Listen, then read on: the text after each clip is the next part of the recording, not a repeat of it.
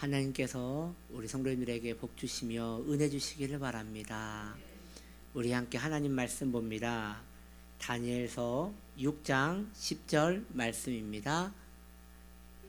함께 봉독하겠습니다. 다니엘이 이 조서에 왕의 도장이 찍힌 것을 알고도 자기 집에 돌아가서는 윗방에 올라가 예루살렘으로 향한 창문을 열고 전에 하던 대로 하루 3번씩 무릎을 꿇고 기도하며 그의 하나님께 감사하였더라. 아멘. 지금은 기도할 때입니다. 시리즈 오늘 5번째입니다. 오늘 말씀의 제목은 기도는 훈련이다. 기도는 훈련이라는 제목으로 함께 은혜를 나눕니다. 성경에 보면 시대마다 다르겠으나 유일하게 고대 중동에 큰 영향을 끼쳤던 이방 왕들이 한 세대에 이렇게 몰려있던 때가 있었어요. 그 왕들을 한번 여러분들에게 소개하기 원하는데요. 첫 번째 왕은 느부갓네살 왕입니다. 바벨론 왕이고요. 이 왕이 유명한 이유는 왕위가 굉장히 든든했는데 갑자기 그 왕이 정신병에 걸려요. 정신병에 걸렸는데 이상한 정신병에 걸려요. 본인이 소라고 생각하는 거예요. 그래서 사람이 풀을 뜯고 다니는 거예요. 그러니 왕위가 다 무너지지 않았겠어요? 그런데 다시 정신병이 나아서 왕위에 오른 그런 왕이에요. 그리고 그 다음 왕은요, 느부갓네살의 아들이라고도 하고 또 어느 문헌에서는 손자라고도 하는데 벨사살 왕이에요. 이 왕은 매우 사치스럽고 술을 좋아하고 흥청망청한 왕이었어요. 근데 우리가 성경에서 이 왕을 메네메네 데겔 우바르신이라고 해서 벽에 손이 남아서 글을 쓴 그 왕이 바로 이 벨사살 왕이에요. 그 다음 왕은요, 벨사살 왕이 이 손이 나와서 글을 쓰던 그날 그 왕이 폐위가 되고 메대 왕 다리오가 왕이 됩니다. 이 왕은 62세에 왕이 되었다고 말하고 있습니다. 그리고 마지막으로 이 다리오 왕의 조카였던 고레스, 이 고레스는 참 유명한 왕이지요. 왜냐? 유대인들에게 있어서 고레스는 메시아로 칭송받던 왕이었습니다. 그래서 이 고레스 때에 메대와 바사가 통합이 되어 세계가 굉장히 넓어집니다. 이 바사는 우리가 잘 아는 페르시아를 말합니다. 이렇게 4명의 왕이 줄지어서 한 세대를 이룹니다. 왠지 오늘 교회학교 공과 공부 때에는 이 문제들이 나올 것 같다는 생각이 듭니다. 그래서 한번 정리를 했습니다. 우리 교회학교를 위해서 한번 정리를 했습니다. 자, 첫 번째 바벨론 왕 느부갓네살입니다. 두 번째 사치스러운 왕 벨사살입니다. 세 번째 메대 왕 62세 왕이 된 다리오 왕입니다. 넷째 메대와 페르시아를 통합한 고레스 왕입니다. 제가 오늘 이 4명의 왕을 언급한 이유는 이 모든 고대 역사에 중요했던 왕들이 모두 다니엘이라는 사람의 영향을 받은 사람들이기 때문입니다. 다니엘은 이 4명의 왕을 다 섬겼던 신하예요. 모두 다니엘의 영향을 받아서 나라를 통치했던 왕들입니다. 다니엘은 이스라엘에서 바벨론의 포로가 되어 바벨론으로 잡혀왔으나 훗날 고대 국가를 통치하던 4명의 왕들을 섬겼던 희대의 권력자가 됩니다. 보통은요, 여러분, 왕이 바뀌면 신하가 바뀝니다. 그렇지 않겠습니까? 왕도 자기가 편한 사람을 쓰고 싶지 전에 일하던 사람을 쓰고 싶겠습니까? 심지어 나라가 바뀌면 모든 신하들이, 그 전에 있던 신하들이 다 폐위되거나 아니면 숙청을 당합니다. 그런데 다니엘은 왕이 4번이나 바뀌고 심지어 나라가 바뀌었음에도 불구하고 계속 그 나라의 주요직을 맡고 있었습니다. 그 이유는 그만큼 다니엘이 뛰어났기 때문이며 다니엘이 아니고서는 안 되는 일들이 있었기 때문입니다. 다니엘만 할 수 있었던 일은 왕의 꿈을 해석해주는 일이었는데, 당시 왕의 꿈을 해석해주는 점술가들은 무척 많았어요. 그러나 다니엘만큼 선명하고 명확하게 그 뜻을 전달해주는 자가 없었습니다. 심지어 왕이 자신의 꿈을 말해주지 않고 내가 무슨 꿈을 꾸었는지 알아맞혀 보아라 라고 말할 때도 다니엘은 그것을 알아맞추어서 그가 하나님이 함께하는 자임을 증명하던 그런 사람이었습니다. 오늘 본문은 이 4명의 왕들 중 세 번째에 들어갔던 이 메대 왕 62세 다리오 왕의 때에 일어났던 일입니다.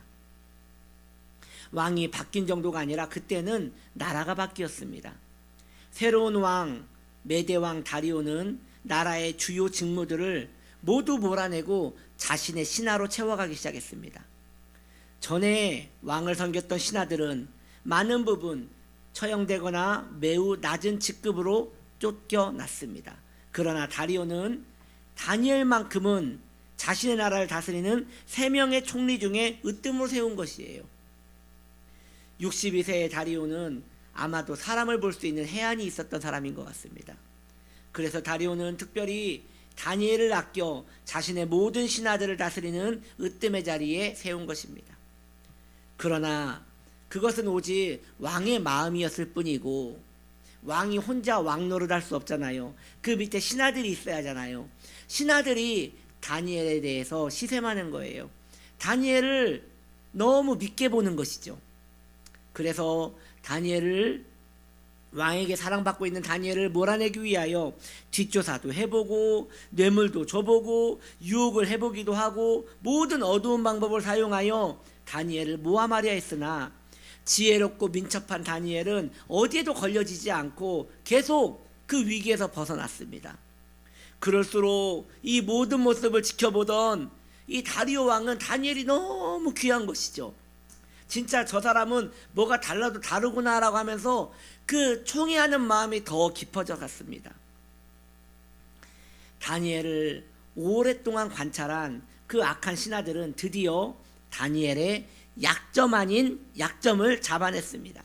바로 다니엘이 자신의 왕보다 자신이 섬기는 하나님을 더 경외한다는 걸 알게 된 것입니다. 그리고 다니엘이 하루 3번 기도한다는 사실도 알게 되었습니다. 아마도 오랜 시간 사람을 붙여서 다니엘을 조사한 결과였을 것입니다. 악한 신하들은 드디어 다니엘을 넘어뜨릴 아이디어를 찾아냅니다. 이 신하들은 왕에게 왕의 행사를 위하여, 왕의 권위를 위하여 한 가지 청을 올린다고 다가왔습니다. 그리고 그들의 공문을 왕에게 조심스럽게 내비쳤습니다. 이 공문의 내용은 이런 거였습니다. 왕이요, 새 나라의 왕이 되었으니 왕권을 확립하셔야 합니다. 그러니 왕권의 확립을 위하여 온 나라에 조서를 발표하시어 30일간 왕 외에 어떠한 신이 되었든 왕 외에 절하거나 기도하지 못하게 하소서. 그것을 행할 시에 왕을 무시한 걸로 여기고 그를 사자굴에 집어넣으십시오 라는 이런 공문의 내용이었습니다. 다리오는 기분이 나쁘지 않았어요. 왜냐? 신하들의 충정으로 보았거든요. 그리고 자신의 직인을 꺼내서 그 공문에 꽝 하고 공문에 그 도장을 찍었습니다.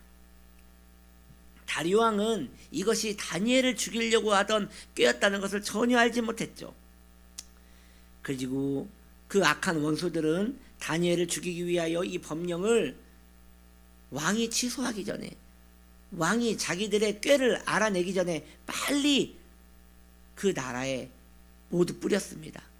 취소하지 못하도록. 모든 백성이 그 포고문을 보았고 다니엘 역시 그 포고문을 보았습니다. 오늘 본문은 이렇게 말하고 있습니다. 다니엘이 조서에 왕이 도장이 찍힌 것을 알고도 자기 집에 돌아가서 윗방에 올라가 예루살렘으로 향한 창문을 열고 전에 하던 대로 하루 3번씩 무릎을 꿇고 기도하며 그의 하나님께 감사하였더라. 다니엘은 그 조서가 자신을 죽이려는 계략인 걸 이미 알았습니다. 그럼에도 늘 하던 대로 자기의 집 윗방에 올라가 그 다락방에 올라가 기도한 것이에요. 유대인들 집에는요 많은 부분 이렇게 다락방이 있다고 합니다. 참 훌륭한 민족인 것 같아요. 그 다락방에는 물건도 진열해 놓지만 그곳에 기도하기 위하여 그 다락방을 만든다고 하더라고요. 일부러 기도하기 위하여 항상 집을 짓거나 혹은 집을 얻을 때 일부러 다락방을 하나 만든대요. 거기서 기도의 자리를 만들기 위해서. 다니엘이 윗방에 올라갔다는 것은 늘 기도하던 자신의 기도의 방이 있었음을 말하는 것입니다. 전 여기서 여러분들에게 드릴 말씀이 있습니다. 기도하는 사람들은 누구나 자신이 기도하는 그런 장소가 있다는 것이에요. 여러분 이건 무시할 게 아닙니다. 기도의 사람들은 누구나 자신이 기도하는 기도의 장소가 있습니다. 여러분은 여러분을 위한 기도의 장소가 있으십니까? 이 질문에 누군가는 말하기를 당신은 기도의 장소가 있습니까? 라고 물었더니 누군가는 이렇게 말합니다. 저는 장소에 구애받지 않아요. 아니 목사님, 기도는 평상시에 늘 하는 거지요. 저는 그래서 화장실에 앉아 있을 때도 아버지 하고 기도하고요. 잠잘 때도 아버지 하고 기도하고요. 밥 먹을 때도 아버지 하고 기도하고요. 저는 이렇게 24시간 365일 늘 아버지 하고 기도합니다. 기도는 늘 하는 거지 이렇게 율법적으로 어느 장소에 가가지고 그런 샤머니즘적으로 기도하는 것은 아니라고 봅니다 라고 말하는 이들이 있어요. 저는 만났어요. 있어요. 그런 분들이 있어요. 솔찬히 있어요. 전 그런 분들을 종종 만납니다. 그러나 여러분, 제가 그분들 앞에서는 얼굴을 붉히고 싸울까봐 말은 못하지만 이 자리에서 말씀드립니다. 그분들은요 기도를 모르는 분들이세요. 기도는 절대 그렇게 되지 않아요. 여러분, 그렇게 말하시는 분들은 기도다운 기도를 하지 못하시는 분들이세요. 기도는요 여러분 기억하셔야 합니다. 기도는 마음을 쏟아야 돼요. 그냥 흥얼거리듯이 아버지 한다고 기도가 아니라 마음을 쏟아내야 돼요. 그러기에 은밀하게 기도할 수 있는 자신의 기도의 장소가 필요한 것이에요. 여러분을 위한 기도의 장소가 있으십니까? 여러분의 기도의 장소는 어디십니까? 지금 저의 질문에 여러분이 마음으로 바로 답을 하실 수 없다면 여러분들은 아직 기도하는 분이 아닌 것이에요. 기도의 장소는 그만큼 기도의 습관을 만드는데 중요한 요소이기 때문입니다. 누구에게도 여러분의 기도를 방해받을 수 없는 그런 기도의 장소를 만드시길 바랍니다.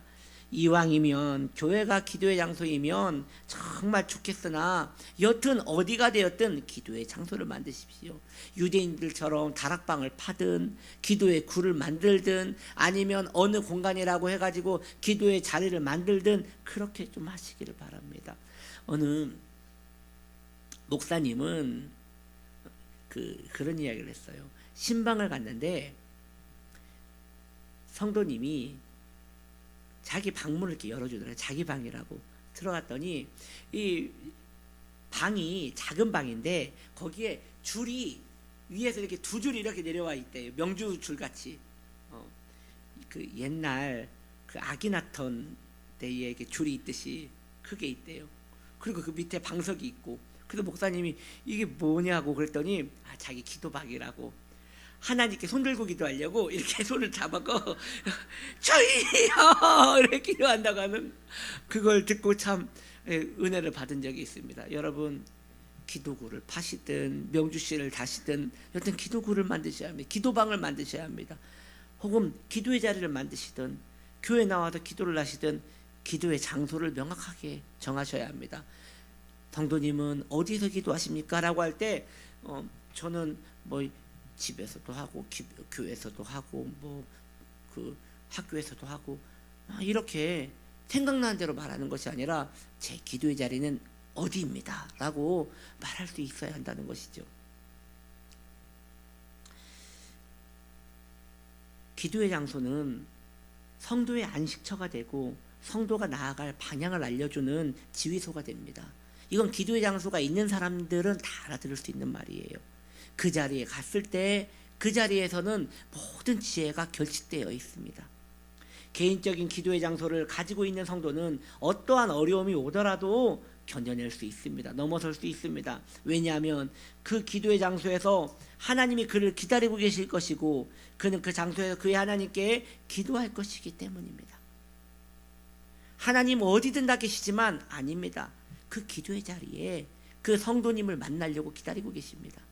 이것은 기도에 대한 경험이 있는 분들은 모두 이해하고 인정하는 바인 것이에요. 기도의 장소를 소중하게 생각하십시오. 그리고 아직 기도의 장소가 없는 분들은 오늘 이유로 꼭 만드셔서 나는 그곳에서 기도하노라 라고 선언할 수 있는 복된 성도들 되시기를 바랍니다. 또한 다니엘은 하던 대로 습관대로 늘 3번씩 하루에 기도하였다고 말하고 있습니다. 전 여기에서 또 여러분들에게 말씀드립니다. 두 번째로 드리고 싶은 말씀은 기도는 오랜 시간 습관이 되어야 할 수 있다는 것이에요. 기도의 습관은 굳어져야 합니다. 오랜 시간 굳어져야 기도할 수 있는 것이에요. 경건한 유대인들은 하루에 3번 기도합니다. 보통 오전 9시, 12시, 오후 3시 이렇게 기도를 합니다. 그 기도의 전통을 신약시대의 사도들도 지켰음을 우리는 알고 있습니다. 그래서 제9시기도회 이런 내용들이 신약성경에 보면 나오지 않습니까? 베드로도 그 기도 시간에 기도하다가 환상을 보았고 요한과 베드로가 성전에 기도하러 가던 그 시간도 이 3개 중에 하나였던 것입니다. 다니엘은 아마도 이 3가지를 이 3번의 기도를 지키기 위하여 출근하기 전에 기도했을 것이고 퇴근하여 기도했을 것이고 그리고 점심을 집에서 먹었을 것입니다. 일부러 집에 와서 간단하게 식사를 하고 그리고 기도를 하였을 것입니다. 우리도 하루에 기도를 3번 할 수 있다면 참으로 경건한 신앙생활을 할 수 있을 것이에요. 저는 그런 분을 한번 본 적이 있어요. 본인은 하루에 3번 이 다니엘에게 은혜를 받고 하루에 3번 기도하는 것을 지금 하고 있대요. 하루에 3번을 기도하는데 하루에 3번씩 기도하는 것이 얼마나 버거운지 모른대요. 그런데 좋은 점은 하루에 3번을 기도하니까 잡생각이 나질 않는데요. 늘 기도에 대한 그 압박감에 다른 생각은 전혀 할 수 없다고 하는 이야기를 들은 적이 있습니다. 그런데 이건 매우 특별한 일이고요. 이 분주한 현대사회에서 그렇게 3번을 시간을 정하여 기도하는 것은 참 쉽지 않은 것 같아요. 그러나 3번은 어려워도 한 번은 할 법하지 않습니까? 한 번은 할 수 있지 않습니까? 제가 여러분들에게 3번 하라고 합니까?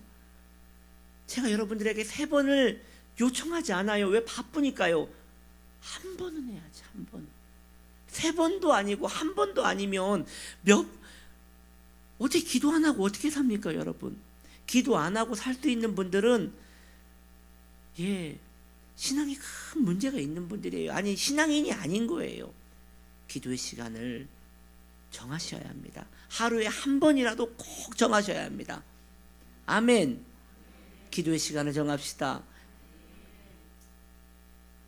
그마저도 목사님, 전 그마저도 하루에 한 번 기도도 도저히 시간이 나지 않습니다 라고 하시는 분이 있다면 전 그분에게 이렇게 말하고 싶습니다. 강제로라도 하셔야 합니다. 의무적으로 하셔야 합니다.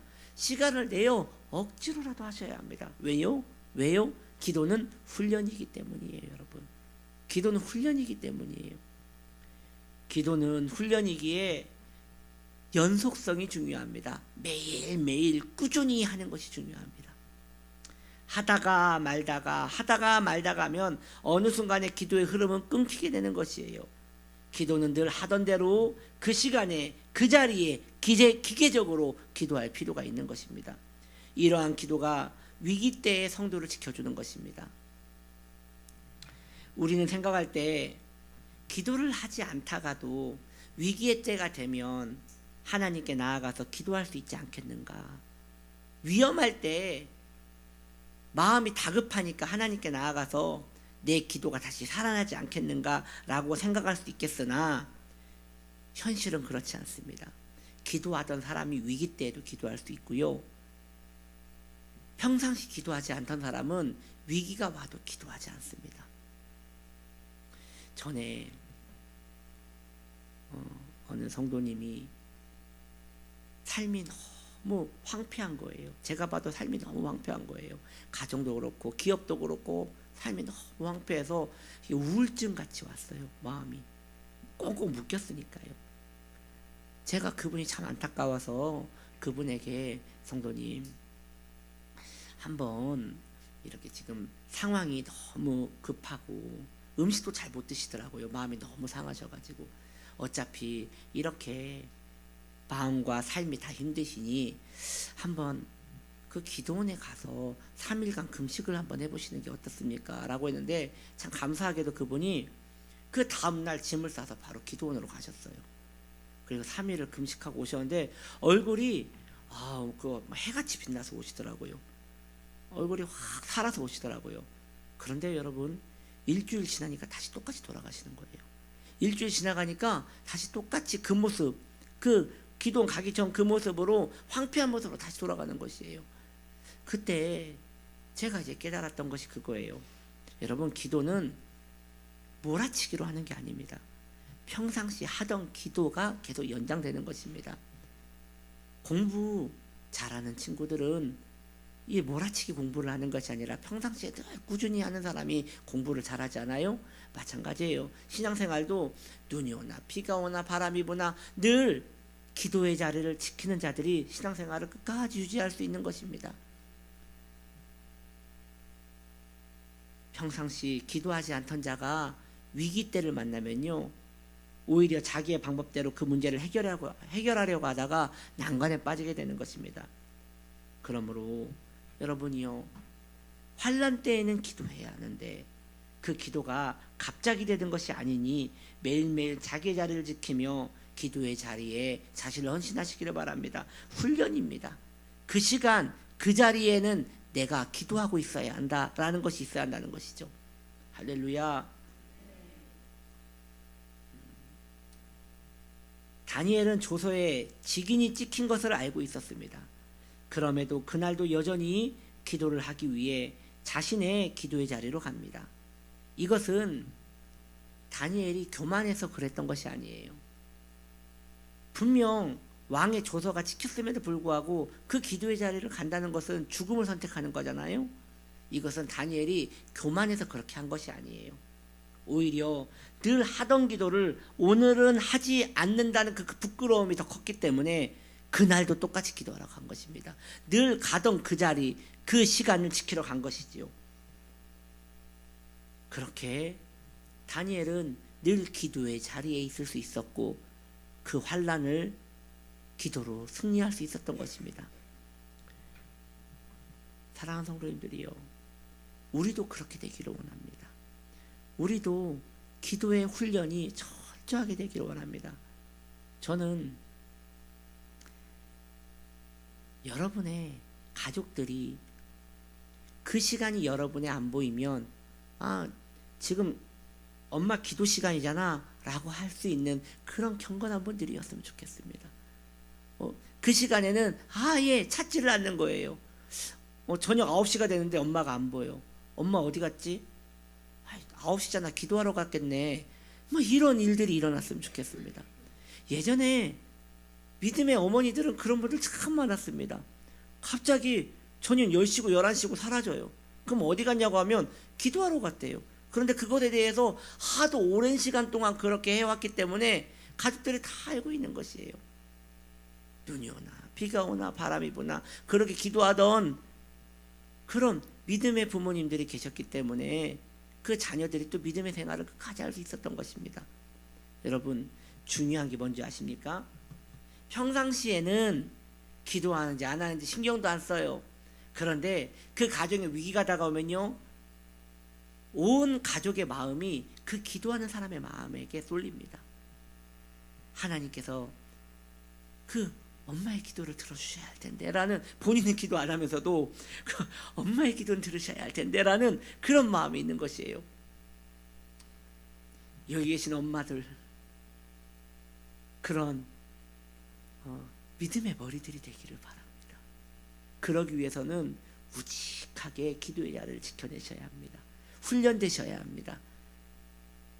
말씀을 정리합니다. 기도는 훈련이라 하였습니다. 우린 연약하기에 지속적인 기도를 하기 위해서는 틀이 필요합니다. 그 틀이 바로 기도의 장소, 기도의 시간입니다. 여러분 어디에서 기도하십니까? 오늘 여러분을 위한 장소를 정하십시오. 여러분 언제 기도하십니까? 매일매일 같은 시간에 기도하기를 정하십시오. 그리고 굳어진 여러분의 결심을 누구도 어떤 환경도 꺾지 못하게 하십시오. 기도의 자리와 시간은 성도의 마지막 보루입니다. 이 훈련이 되어 있는 사람은 어떠한 환경 속에서도 넘어지지 않고 하나님을 의지할 수 있습니다. 결국 승리할 수 있습니다. 로마인 이야기라는 책이 있어요. 그 저자는 시오노 나나미인데요. 로마가 강력했던 이유를 그분은 이렇게 설명하고 있습니다. 로마인들에게 있어서 훈련은 피 흘리지 않는 전쟁이었고 전쟁은 피 흘리는 훈련이었다. 즉 로마의 강성함은 매일 반복되는 훈련을 통해 실전에서도 빛을 발한 것입니다. 여러분, 눈물을 흘리며 기도하는 자는 피를 보지 않습니다. 그러나 기도에 게으르고 기도에 마음을 쓰지 않은 자는 나중에 피눈물을 흘리게 되는 것이에요. 그러므로 미리미리 기도를 늘 자신의 삶의 틀로 만드시기를 바랍니다. 성도의 기도도 마찬가지입니다. 기도는 훈련입니다. 강제로라도 계속해야 앞으로 나아갈 수 있는 것이에요. 이 훈련을 게을리하지 마시고 마음을 정하여 끝까지 나가시길 바랍니다. 혹시 기도를 멈추셨습니까? 다시 시작하십시오. 그래서 여러분의 신앙과 삶을 믿음으로 지키시기를 예수님의 이름으로 축복합니다. 기도합니다.